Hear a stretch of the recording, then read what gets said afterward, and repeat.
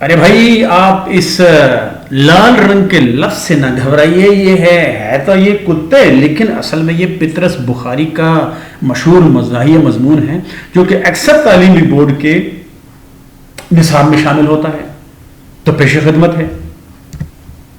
علم الحیوانات کے پروفیسروں سے پوچھا، سلوتریوں سے دریافت کیا، خود سر کھپاتے رہے، لیکن کبھی سمجھ میں نہ آیا کہ آخر کتوں کا فائدہ کیا ہے۔ گائے کو لیجیے دودھ دیتی ہے، بکری کو لیجیے دودھ دیتی ہے، اور مہنگیاں بھی، یہ کتے کیا کرتے ہیں؟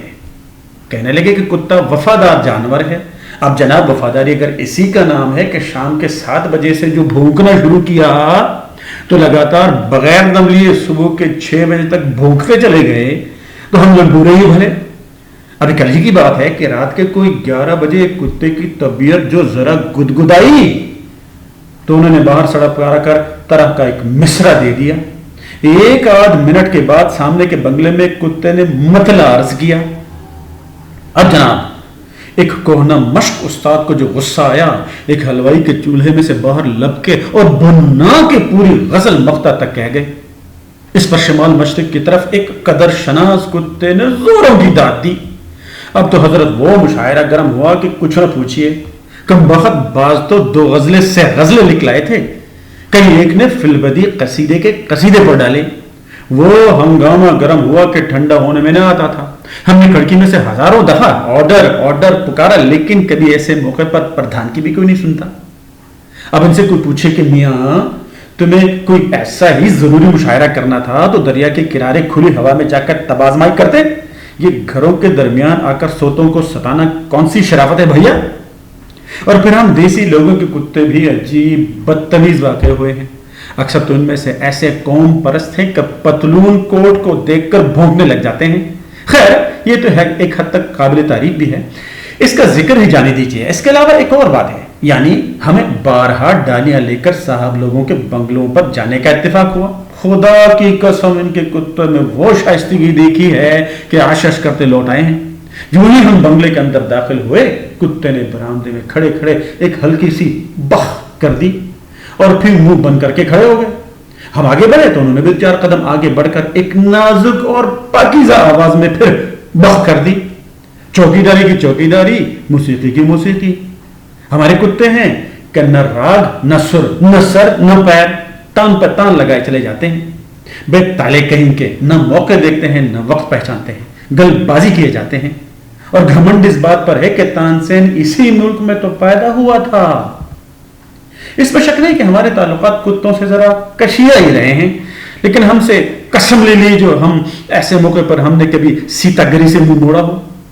شاید آپ اس کو تالی سمجھیں، لیکن خدا شاہد ہے کہ آج تک کبھی کسی کتے پر ہاتھ اٹھ ہی نہ سکتا۔ اکثر دوستوں نے صلاح دی کہ رات کے وقت لاٹھی چھڑی ضرور ہاتھ میں رکھنی چاہیے کہ دافع بلیات ہے، لیکن ہم کسی سے خواہ عداوت پیدا نہیں کرنا چاہتے۔ کتے کے بھونکتے ہی ہماری طبعی شرافت ہم پر اس درجہ غلبہ پا جاتی ہے کہ اگر آپ ہمیں اس وقت دیکھیں تو آپ یقیناً یہی سمجھیں کہ ہم بزدل ہیں۔ شاید آپ اس وقت یہ بھی اندازہ لگا لیں کہ ہمارا گلا خشک ہوا جاتا ہے۔ یہ البتہ ٹھیک ہے کہ ایسے موقع پر کبھی گانے کی کوشش کروں تو کھرج کے سروں کے سوا اور کچھ نہیں نکلتا۔ اگر آپ بھی ہم جیسے طبیعت پائی ہو، آپ دیکھیں گے کہ ایسے موقع پر آیت الکرسی آپ کے ذہن سے اتر جائے گی، اس کی جگہ آپ شاید دعائے قنوت پڑھنے لگ جائیں۔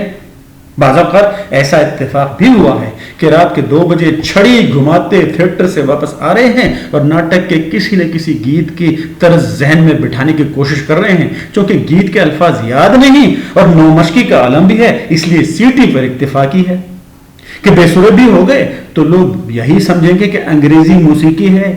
اتنے میں ایک موڑ پر سے جو مڑے تو سامنے ایک بکری بندھی تھی۔ ذرا تصور ملاحظہ ہو، آنکھوں نے اسے بھی کتا ہی دیکھا، ایک تو کتا اور پھر بکری کی جسامت کا، یعنی بہت ہی کتا۔ بس ہاتھ پاؤں پھول گئے، چھڑی کی گردش دھیمی دھیمی ہوتے ہوتے ایک نہایت ہی نامعقول زاویے پر ہوا میں کہیں ٹھہر گئی۔ سیٹی کی موسیقی بھر تھر تھرا کر خاموش ہو گئی، لیکن کیا مجال جو ہماری تھوتنی کی مخروطی شکل میں ذرا بھی فرق آیا ہو۔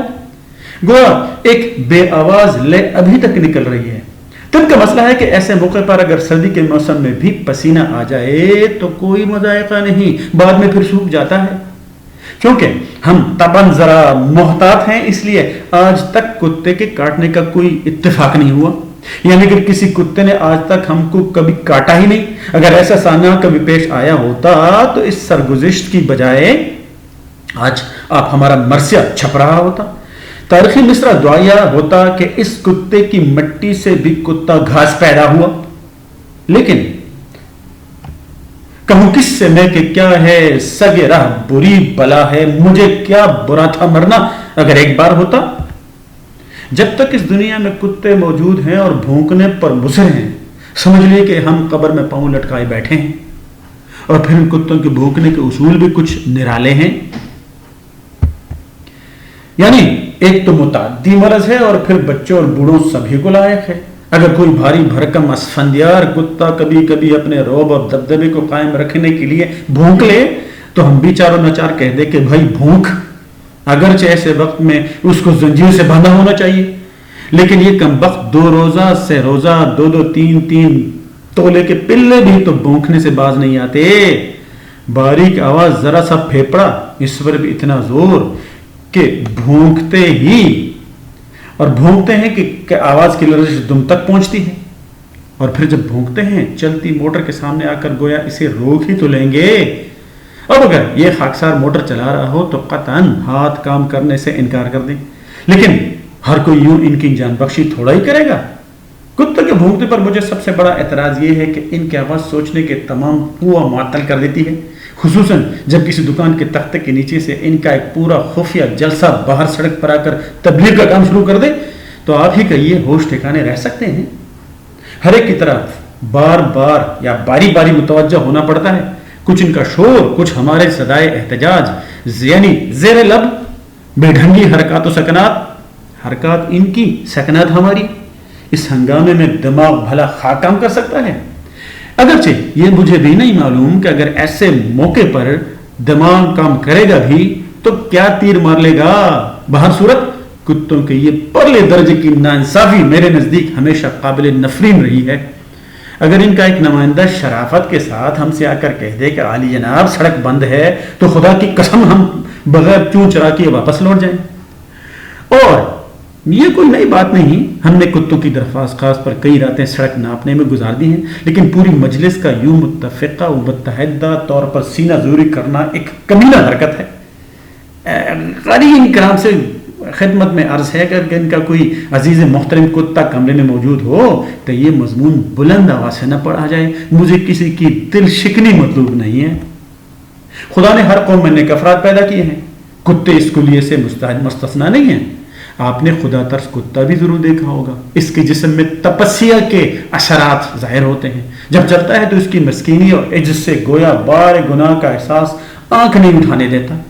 دم اکثر پیٹ کے ساتھ لگی ہوتی ہے، سڑک کے بیچوں بیچ غور و فکر کے لیے لیٹ جاتا ہے اور آنکھیں بند کر لیتا ہے، شکل بالکل فلاسفروں کی سی اور شجرہ دیو جانس کلبی سے جا ملتا ہے۔ کسی گاڑی والے نے متواتر بگل بجایا، گاڑی کے مختلف حصوں کو کھٹکھٹایا، لوگوں سے کہلوایا، خود 10 دفعہ آوازیں دی تو آپ نے سر کو وہیں زمین پر رکھے سرخ مخمور آنکھوں کو کھولا، صورتحال کو ایک نظر دیکھا اور پھر آنکھیں بند کر لی۔ کسی نے ایک چابک لگا دیا تو آپ نہایت اطمینان کے ساتھ وہاں سے اٹھ کر ایک گز پڑے جا لیٹے اور خیالات کا سلسلہ جہاں سے ٹوٹ گیا تھا وہیں سے پھر شروع کر دیا۔ کسی بائیسیکل والے نے ایک گھنٹی بجائی تو لیٹے لیٹے ہی سمجھ گیا کہ بائیسیکل ہے۔ ایسی چھچوری چیزوں کے لیے وہ رستہ چھوڑ دینا فقیری کی شان کے خلاف سمجھتے ہیں۔